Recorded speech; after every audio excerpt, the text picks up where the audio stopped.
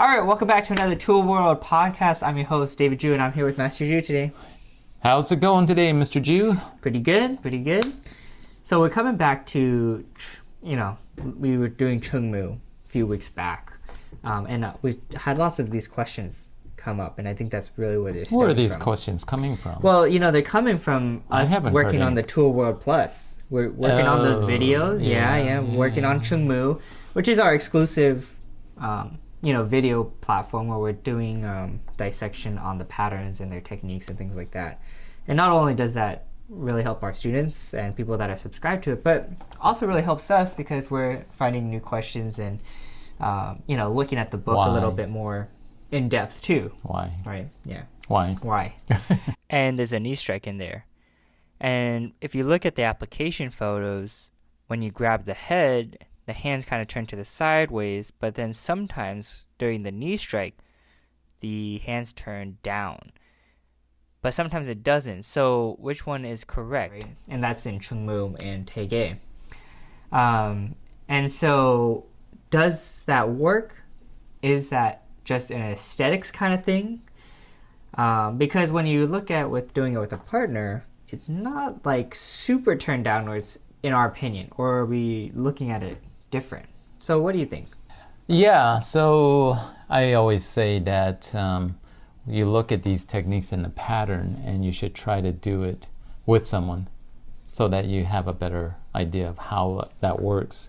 Like for instance, in Dosan where you do that release, or even Jungun you do that release, get someone to grab your arm and see how that works and see if it works in that way. In theory, it probably does, or you might have to do a little bit more rotation or whatever it is, right? Mm-hmm.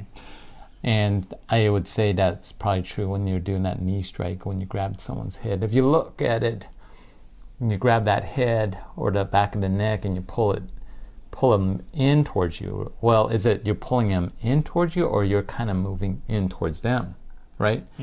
Because I've kind of said, your hands have to come more towards your body. Well, is your hand really coming more towards your body, or really what you're doing is you're really moving towards them? It's kind of a combination of both, I think.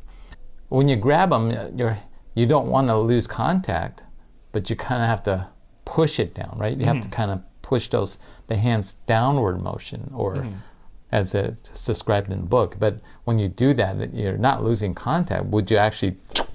Now, am I just holding their shoulder? Right. I would say, no, probably not. But what I'm trying to do is actually trying to push them down. And so, in the knee strike, you're actually grabbing the head. Is that correct? Back of the head. Back of the head. Is that not what the photo shows? Yeah, right. But I think a lot of people think it's maybe like grabbing the shoulder. Sometimes you have kids they're like strangling them. Yeah, because they don't want to touch them. No, they want to they think it's like a strangle. like a choke, front choke. Yeah. And you want to, right? Okay, so the other interesting thing about the knee strike is that it's actually described as an upward kick. So what does that tell you in how I should be performing it? So, it's kind of interesting. Why is it called kick and not just called an upward knee strike? Right? Or it's kind of like elbow strikes, right? Upward elbow strike, front elbow strike, well, I guess high elbow strike. But why wouldn't it just be called upward knee strike? But it's actually an upward kick with the knee.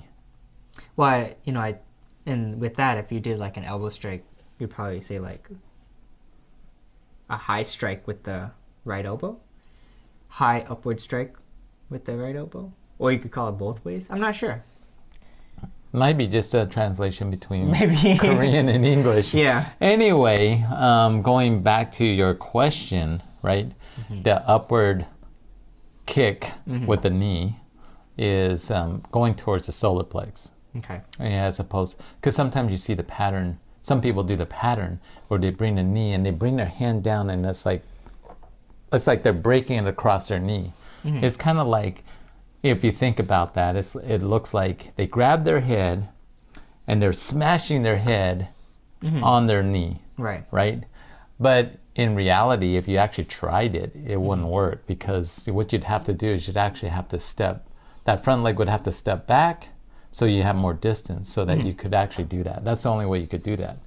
But in this case, you're not doing that. All you're doing is you're bringing that head down, and the knee's just going to go towards the solar plex. Right. Was that your question?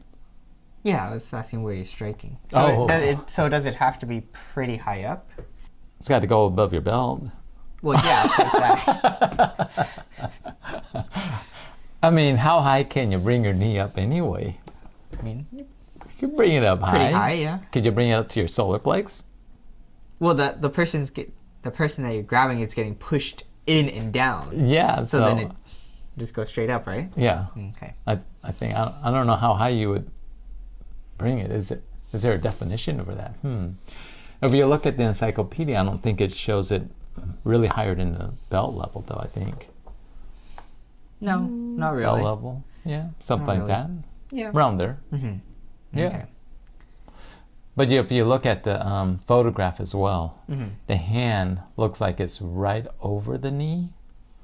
The single photo. Okay. Right. But then if you look at the application, the hand is not over the knee, is it? Right. It's really, because in real life it's kind of like it's a little bit different than maybe. Yeah. All right. Well, it's good thoughts. Good thoughts, or someone may give us another idea. Yeah. Well, let us know your thoughts on the knee strikes, whether that's in Chungmu or Taegye. But thanks for jumping into another Tool World podcast. As always, don't forget to be safe. Keep training. And have a great week. Taekwondo.